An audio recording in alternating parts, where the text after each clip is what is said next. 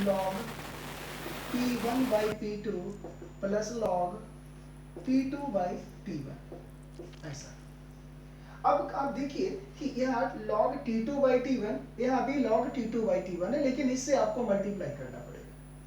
तो ये log T2 by T1 common है, यहाँ भी है और ये यहाँ भी है, 2.303 भी कॉमन है, और यहाँ n और n भी कॉमन है। तो आप इसको और इसको एक साथ कर लीजिए और इसमें से log T2 बाई T1 और 2.303 n को कॉमन ले लीजिए।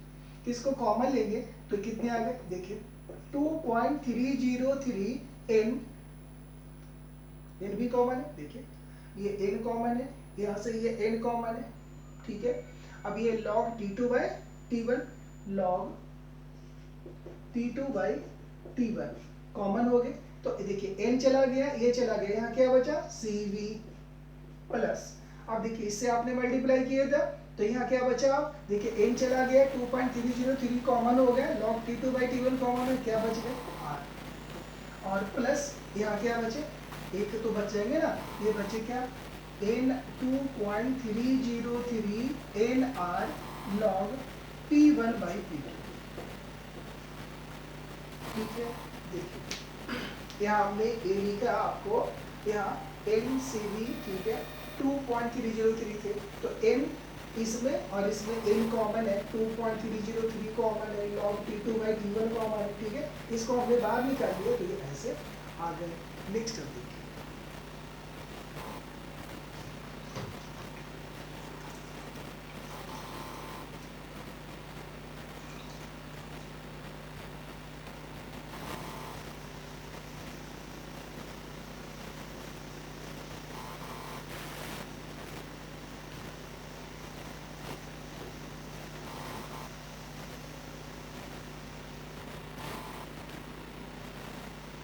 इसको ऊपर से हटाना, इसको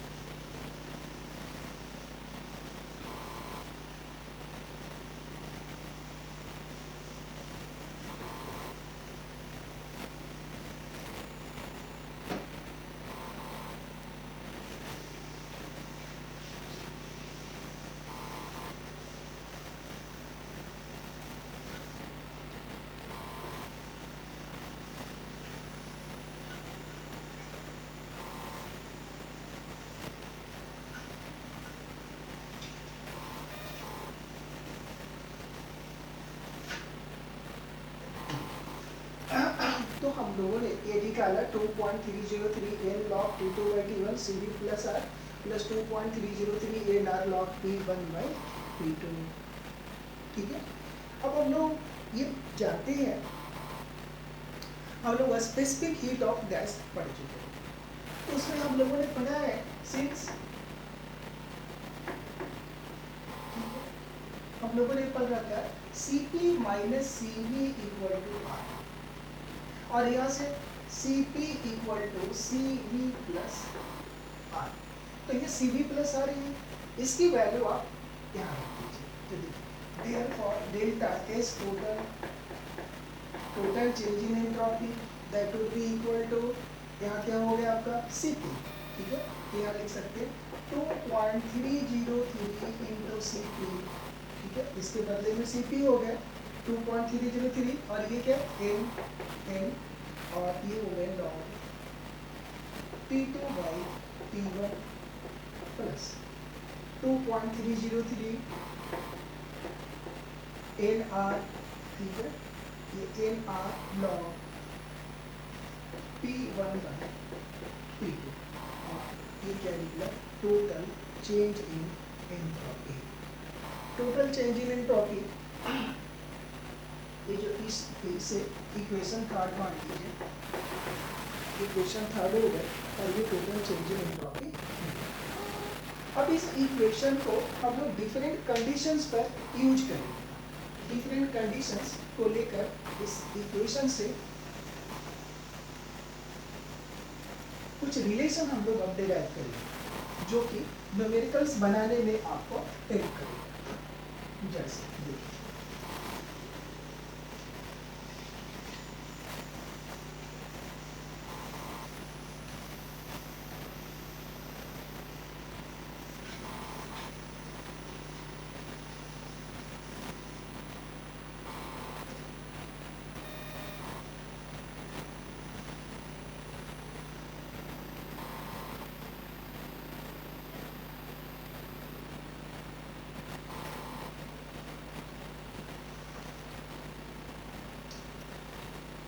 नेक्स्ट ये 2.303 पॉइंट ये CP और ये n log T2/T1 प्लस 2.33। अब इसे हम लोग क्या करते हैं, कुछ कंडीशंस इसमें अप्लाई करते हैं। देखिए तो टोटल चेंज इन एंट्रोपी, यदि हमें टोटल चेंज इन एंट्रोपी निकालना है तो हमें यदि CP पता हो, इन सभी की वैल्यू हमें पता हो, कौन सी टेम्परेचर पर हुआ, टेम्परेचर कितना चेंज हुआ, फिर उसमें प्रेशर क्या था, T1 टेम्परेचर पे कितना प्रेशर था, T2 टेम्परेचर पे कितना प्रेशर था। तो after knowing the value of all the unknown terms we can calculate the total change in entropy. Now if this process is carried out at constant temperature, means if the process be isothermal, तो क्या होगा। तो चलिए case 1 अब हम लोग apply करते हैं। Case first, if process be isothermal, ये प्रोसेस आपका आइसोथर्मल हो, तो जब प्रोसेस आइसोथर्मल हो तो क्या होगा, आपको पता है आइसोथर्मल प्रोसेस में सिस्टम का टेम्परेचर चेंज नहीं करता है। तो for isothermal process since dt equal to 0, there is no change in temperature for isothermal process. इसका मतलब क्या हो गया, T1 that would be equal to T2, T1 और T2 दोनों एक दूसरे के क्या होंगे, बराबर होंगे। तो जब T1 और T2 दोनों बराबर हो गए, तब यहाँ से देख लीजिए, यहाँ से क्या होगा, T1 और T2 दोनों सेम हो गए, तो ये दोनों कैंसिल हो जाएंगे, तो log 1 0, ये पूरे टर्म क्या हो जाएंगे 0, तो बच गए क्या ये। तो आप यहाँ से ऐसे भी लिख सकते हैं, therefore डेल्टा S टोटल, ऐसे जो डेल्टा S टोटल है उसे आप यहाँ से कैलकुलेट कर सकते हैं। तो ये दो तरह से कर सकते हैं आप कैलकुलेट। पहले यदि ये कॉस्ट, ये आप डेल्टा एस एक इस इक्वेशन से आप निकाल सकते हैं, इक्वेशन थर्ड से, तो वो हमें डेल एस टोटल, ये टर्म 0 हो गए, that would be equal to 2.303 NR into log P1/T2। एक यहाँ से ये रिलेशन निकला आपका for isothermal process, this one is equation number 4। दूसरा, हम आप लोगों ने पहले एक इक्वेशन निकाल के रखा था, वो इक्वेशन क्या था, मैं आपको याद दिलाता हूँ कि सिंस डेल एस टोटल, हम लोगों ने पहले इसको निकाल रखा, del S total that was equal to 2.303 equal to 2.303 NR, इथे NR NCV not NR NCV, ठीक है, और ये थे आपके log T2/T1 plus 2.303 NR log V2/V1। आप लोगों ने इसको पहले, हम लोगों ने सबसे पहले इसी को कैलकुलेट किया था। तो अब आप इसको देखो, for isothermal process, isothermal process के लिए T1 equal to T2 and dt would be equal to 0, no change in temperature of the system. अब यहाँ से ये वैल्यू क्या हो जाएंगे, टोटल टर्म 0, तो यहाँ क्या बच जाएंगे, therefore del S total that would be equal to 2.303 NR log V2/V1। जब हमें टोटल एंट्रोपी चेंज निकालनी हो तो दो तरह से निकाल सकते हैं। यदि वॉल्यूम में कितने चेंजिंग है वो यदि पता हो, इनिशियल और फाइनल वॉल्यूम पता हो तो आप निकाल सकते हैं। गैस का कितना मोल आपने लिया है वो पता हो तो भी आप निकाल सकते हैं। दूसरा, यदि इनिशियल और फाइनल प्रेशर पता फिर भी आप निकाल सकते हैं टोटल चेंज इन एंट्रोपी। तो ये थे आपका आइसोथर्मल प्रोसेस में ऐसे होते है, बात क्लियर है। नेक्स्ट देखिए, दूसरी, आप इससे भी इस रिलेशन को निकाल सकते हैं और इससे भी इस रिलेशन को निकाल सकते हैं। जैसे हम लोगों ने इसे निकालने के लिए इस इक्वेशंस को मैंने आपको रिमाइंड कराया है, ठीक है। तो ऐसे भी निकाल सकते हैं और दूसरा ऐसे भी। जैसे आपने इसको ऐसे कैसे कन्वर्ट कर सकते हैं, देखिए मैं दूसरे तरीके आपको बताता हूँ। आप लोगों ने पढ़ा था बॉयल्स लॉ। ये बॉयल्स लॉ क्या होता है? एट कांस्टेंट टेम्परेचर होता है, एट कांस्टेंट टेम्परेचर। इसमें क्या होता है? P1 V1 equal to P2 V2, और यहाँ से आप लिख सकते हैं P1 by P2 equal to V2 by V1। देखिए, तो यहाँ से क्या है? P1 बाई P2, ठीक है। तो P1 by P2 equal to V2 by V1। तो यहाँ आप सब्स्टिट्यूट करके भी इसको, इस इक्वेशन को फाइंड आउट कर सकते हैं। इसके दो तरीके, आप ऐसे इस रिलेशन को ऐसे निकालिए या इस रिलेशन को आप ऐसे निकालिए। ये सारे रिलेशन आपको दिमाग में रखने हैं। नेक्स्ट देखते हैं, for isobaric process, if the process भी आइसोबेरिक तो क्या होगा, इसको हम लोग सीखते हैं। For isobaric process, case two for isobaric process, isobaric process और isobaric process, sorry to say baric, isobaric process. अब ये जो आइसोबारिक प्रोसेस है, इसमें क्या होता है? Change in pressure would be equal to 0, dp equal to 0। Pressure क्या होता है? कांस्टेंट होता है। जब प्रेशर कांस्टेंट हो गए, इसका मतलब जब dp 0, therefore p1 equal to p2। तो जब P1 इक्वल टू P2 0 हो गए, ठीक है, दोनों इक्वल हो गए और DP चेंज इन प्रेशर 0 हो गए, तो ये अब ये टर्म अब क्या हो जाएंगे? यहाँ से 0 हो जाएंगे, बच जाएंगे ये टर्म। समझ गए? तो और isobaric process, total change in entropy delta S total, that would be equal to, from this equation this can be written as 2.303 Cp NCP and log T2 by T1. T2 by T1. This one is the relation at constant pressure and for isobaric process. तो isobaric process यानी कोई ऐसा system है जो कि constant pressure पे हो रहा है, तो उसमें टोटल चेंज इन एंट्रोपी आपको निकालनी है। तो आप इस प्रोसेस, आप इस इक्वेशंस को यूज करेंगे, इस फॉर्मूले का यूज करेंगे। Del S total would be equal to 2.303 NCP log T2 by T1।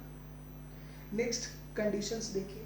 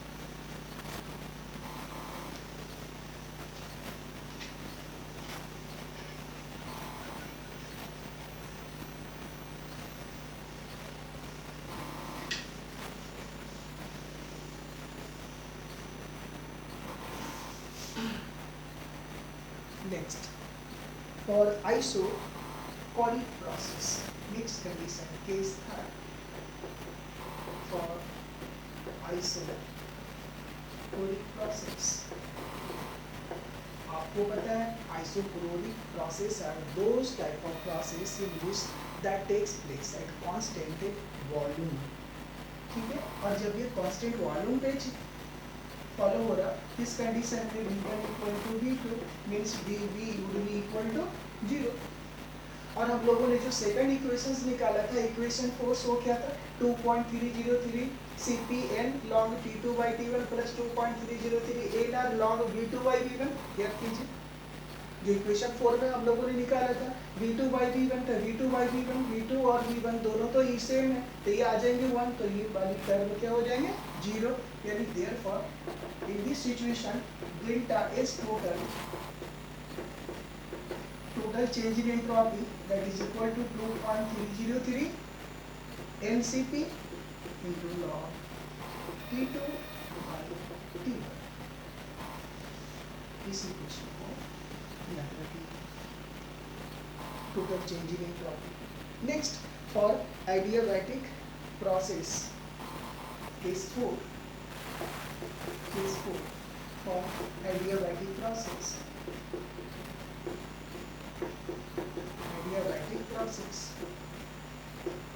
For adiabatic process क्या होगी Q equal to 0।